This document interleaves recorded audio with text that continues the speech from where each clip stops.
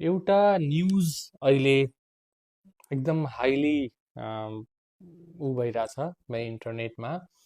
यो भनेको फास्टिङ र मुटु रोगको जोखिमको बारेमा हो कि फास्टिङ गर्दाखेरि इन्टरमिटेन्ट फास्टिङ जुन 16 र 8 घन्टावाला छ नि, 16 घन्टा नखाने र 8 घन्टा खाने, यसले एउटा अप्रत्याशित एक्सपेक्ट नगरेको रिजल्ट जुन आउँदाखेरि अहिले तपाईँ हेर्नुहुन्छ वर्ल्डभरि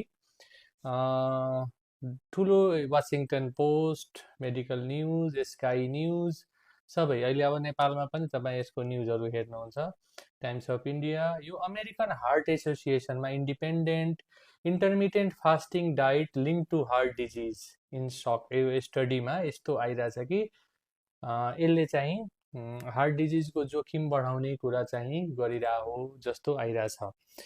अनि यो अहिले अमेरिकामा एउटा साइन्टिफिक सेसनमा यसको रिसर्चको केही समरी प्रेजेन्ट भएको छ र त्यसको बारेमा म यो राख्दैछु। एकदमै महत्त्वपूर्ण जानकारी हो। धेरैजना आजभोलि यो 16 घन्टा फास्टिङ गर्नुहुन्छ, उहाँहरूलाई यसको बारेमा जानकारी हुनुपर्छ। नयाँ न्युज हो यो। मलाई मेरो मित्र हुनुहुन्छ doctor Rajesh Nepal, Nobel medical कलेजमा, उहाँले पठाइदिनु भएको थियो। मलाई पनि थाहा थिएन यसको बारेमा। सुरुमा मैले यसको अध्ययन गरेँ अनि यसबारे के बुझ्न जरुरी छ भन्दाखेरि फास्टिङले योभन्दा अगाडि यो 2020 को बिगिनिङमा यो न्यू इङ्ल्यान्ड जर्नल अफ मेडिसिनमा effects of intermittent fasting on health, ageing and डिजिजमा फास्टिङले हाम्रो शरीरलाई धेरै राम्रो गर्छ भनेर मेरो आफ्नो पनि व्यक्तिगत मान्यता, मैले धेरै पहिला यसको लाइभहरू पनि गरेका थिएँ अनि यो कुरा म अझ पनि बिलिभ गर्छु, फास्टिङले हाम्रो हेल्थलाई राम्रो गर्छ। र त्यसपछि यो इन्टरमिटेन्ट फास्टिङ एउटा भनौँ न ठुलो रूपमा संसारभरि नै इन्टरमिटेन्ट फास्टिङसँग किटो डाइट पनि जोडेर गरेको कुराहरू छ। तर यो रिजल्टले एकदम उल्टो कुरा भनिदियो र त्यो भएपछि यो सकिङ न्युज छ होइन। एउटा हेल्थ उसमा भनौँ न हेल्थ वर्ल्डमा भन्दाखेरि सकिङ किन भयो भने यसले के देखाइरहेछ भने मैले केही ब्रिफ पोइन्टहरू नोट गरेको छु यसमा। अनि यो 8 आवर टाइम रेस्ट्रिक्टेड इटिङ भन्नाले 8 घन्टा हामी खान्छौँ र 16 घन्टा खाँदैनौँ भने 91% higher risk of cardiovascular death. यो भनेको अहिले एउटा सेसनमा अमेरिकामा 2024 मार्चमै अहिले प्रेजेन्टेसन भइरहेछ। यसमा के देखाएको रहेछ भने कस्तो रिसर्च हो भने म त्यसको बारेमा थोरै भन्न चाहन्छु। एकदम सिम्पल भाषामा तपाईँहरू बुझ्न सक्नुहुन्छ।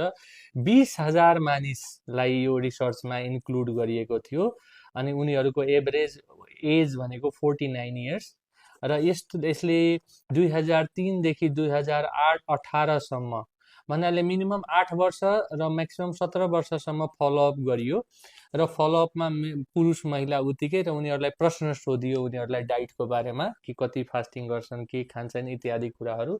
यसको फाइनल रिपोर्ट अहिले आएको छैन, तर प्रारम्भिक यसले कन्क्लुजन के भनेको रहेछ भने यदि कोही व्यक्ति इन्टरमिटेन्ट फास्टिङ गर्छ, रेगुलर खानु र छोटो समयमा मात्रै खाँदाखेरि मुटु रोगको जोखिम चाहिँ बढ्यो भन्नाले 91% मुटुको कारणले मृत्यु हुने सम्भावना बढ्यो भन्नाले साइन्समा हामी यस्तो धेरै कुराहरू देख्छौँ।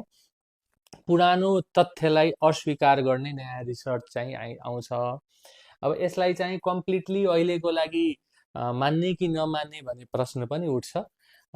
मलाई व्यक्तिगत रूपमा मेरो आफ्नो बुझाइ अध्ययन सबै कुरा हेर्दाखेरि fasting is good for health भनेर अझ पनि म मान्छु त्यो कुरालाई। यो रिसर्च पछि पनि मान्छु, तर यो रिसर्चको कम्प्लिट एनालाइसिस र सबै कुरा नआएसम्म संसारभरिका साइन्टिस्टहरूले त्यही भनिरहेछन् कि जबसम्म कम्प्लिट एनालाइसिस आउँदैन, कम्तीमा यसलाई आधार मानेर इन्टरमिटेन्ट फास्टिङमा चाहिँ अब अहिले तुरुन्तै हाम फालिहाल्ने या कन्टिन्यू गर्नु भएको छ भने रोक्नुपर्ने होइन, त्यस्तो सन्देश चाहिँ यसले दिएको छ। र यसको फर्दर अपडेट के आउँछ म त्यो पनि पोस्ट गरौँला। यो जानकारी सेयर गर्नुहुन्छ। धन्यवाद।